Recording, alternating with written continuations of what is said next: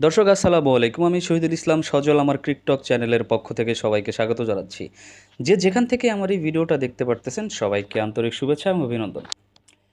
অনেক তো হলো বিসিবি, আর কত আর কত আপনারা ছ্যাঁচড়ামি করবেন। ছ্যাঁচড়ামি এই কারণেই বলতে চাচ্ছি যে আপনাদের কিছু ভুল সিদ্ধান্তর কারণে আমাদের দেশের প্লেয়াররা আন্তর্জাতিক মানের হয়ে উঠতে পারতেছে না।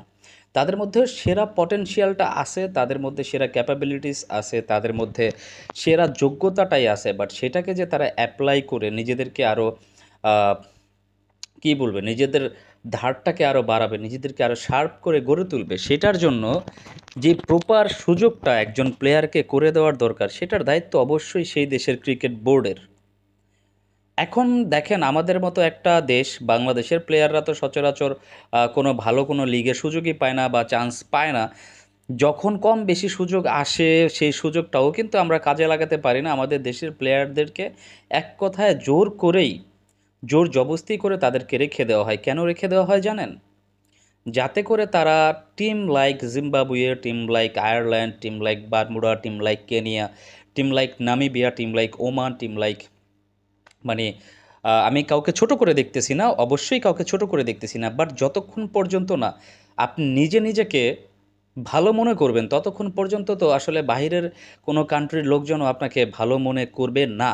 আপনি যদি এটা চিন্তা করেন যে জিম্বাবুয়ের এগেনস্টেও আমাদের দেশের সেরা প্লেয়ারদেরকে খেলাইতে হবে, নতুনদেরকে সুযোগ দিবেন না, তাহলে তো আপনার দেশে নতুন প্লেয়ার তৈরি হবেই না। এটা গেল একটা ফ্যাক্ট। আর এই কথাগুলো যে প্রসঙ্গে বলতেছি সেটা হচ্ছে ভাই তাসকিন আহমেদ প্রসঙ্গে।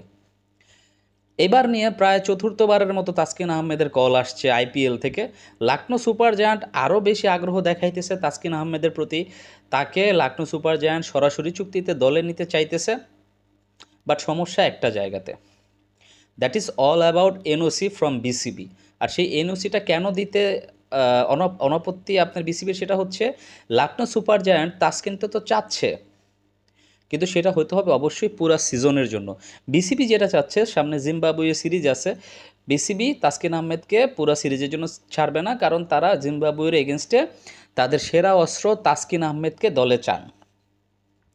এখন ভাই আমার কথা হইতেছে কি, আপনাদের দলের লেভেলটা তো এখন আর জিম্বাবুয়ের লেভেলের কোনো টিম না। তবে যেভাবে আপনারা জিম্বাবুয়ে টিমকে মনে করতেছেন, তার সাথে আপনারা সর্বশক্তি নিয়োগ করে দিবেন, সর্বশক্তি দিয়ে আপনারা জয় লাভ করতে চাইবেন, তাদের এগেনস্টে সিরিজ জিততে চাইবেন, ভাই সেইখানে আসলে আপনাদের প্লেয়াররা কখনো ভালো হবে না। হয়তো প্লেয়ারদের কিছু ব্যক্তিগত স্ট্যাট ভালো হবে।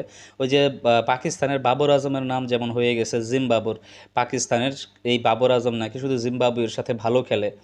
তো এরকম একটা ব্যাপার হয়ে দাঁড়াইতে পারে। আপনি যদি আপনার দলের 4-5 জন প্লেয়ারকে এনওসি দিতে না পারেন শুধুমাত্র জিম্বাবুয়ের এগেনস্টে খেলানোর জন্য, তাহলে আপনার দলের নতুন প্লেয়াররা তৈরি হবে কি করে? আপনি যদি এই জিনিসটা যাচাই করতে না পারেন, তাসকিন আহমেদকে অন্য কোথাও খেলতে পাঠায় দিলাম, তাসকিন আহমেদের পরিবর্তে আরেকজন বোলারকে যদি আমি ন্যাশনাল টিমের অন্য একটা ন্যাশনাল টিমের এগেনস্টে খেলাইতে না পারি, তাহলে আপনি বুঝে নেন যে আপনি কতটা উইক জোনে আছেন, আপনার ক্রিকেট বোর্ড কতটা দুর্বল, আপনার ক্রিকেটারদের পাইপলাইন কতটা উইক। এবার যদি তাসকিন আহমেদকে এনওসি দিয়ে পুরা আইপিএল খেলতে না যেতে দেয় বাংলাদেশ ক্রিকেট বোর্ড, আমার কাছে মনে হয় এটা শুধুমাত্র তাসকিন আহমেদের সাথে অন্যায় হবে না, সেটা হচ্ছে সেই ঘুরে ফিরে সেই মূর্খতারই পরিচয় দেওয়া হবে আরও একবার, যে ভুলগুলা অতীতেও করে আসছে বাংলাদেশ। কথা আছে না যে, বা কি বলে, গাধা পানি খায় ঘোলা করেই খায়, বাট আমরা আসলে সবসময়ই ঘোলা করে পানি খাইতে পছন্দ করি, স্পেশালি বিসিবি, যারা বিসিবিটাকে পরিচালনা করতেছে তারা। ভাই জিম্বাবুয়ের মতো একটা টিমের এগেনস্টে আপনার দলে আরও ভালো ভালো বোলার আছে। হাসান মাহমুদ আছেন আপনার দলে, মুস্তাফিজুর রহমান আছেন আপনার দলে, তানজিম হাসান সাকিব আছেন, ইবাদত হোসেনও আছেন, এরকম বোলার অনেকেই আছেন পাইপলাইনে। তবে এদেরকে যদি আপনি সুযোগ করে না দেন, তাহলে এরা ভালো খেলবে কি করে, এরা কিভাবে কনফিডেন্স বুস্ট আপ করবে? অন্যদিকে আপনি যদি তাসকিনকে বাইরে খেলতে যাইতে না দেন, তাহলে তাসকিন আহমেদ নিজেকে আরও ধারালো করবে কিভাবে?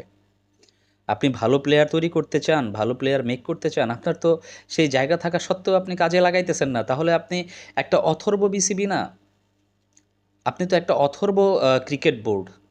আপনাকে দিয়ে তো কোনো কাজ আসতেছে না। আপনার কাজ যদি শুধুমাত্র ক্রিকেট খেলায়, তাইলে ভাই ভালো ভালো দেশের সাথে খেলার তো দরকার নাই। আপনারা ছোট ছোট টিমের সাথে খেলবেন, যেমনি সারা বছর চলতেছে আইসিসি ট্রফি, সারা বছর চলতেছে নামিবিয়া, ওমান, ইউএই, আপনার নেপাল, এই সমস্ত টিমের সাথে আপনাদের খেলতে হবে, যদি আপনারা আপনাদের প্লেয়ারদেরকে শানিত করার সুযোগটাকেও হাতছাড়া করে দেন। তো যাই হোক দর্শক, আপনারা আমার ভিডিওটা দেখলেন, আপনাদের কি মনে হয় যে তাসকিন আহমেদ কি এনওসি পাবেন? বিসিবি কি তাসকিন আহমেদকে এনওসি দিয়ে আইপিএল খেলতে পাঠিয়ে দিবে লখনৌ সুপার জায়ান্টের হয়ে? আপনাদের যাই মনে হয় না কেন সেটা আমার ভিডিওর কমেন্ট সেকশনে কমেন্টস করে জানিয়ে দিবেন। সবাই ভালো থাকবেন, সুস্থ থাকবেন। আসসালামু আলাইকুম।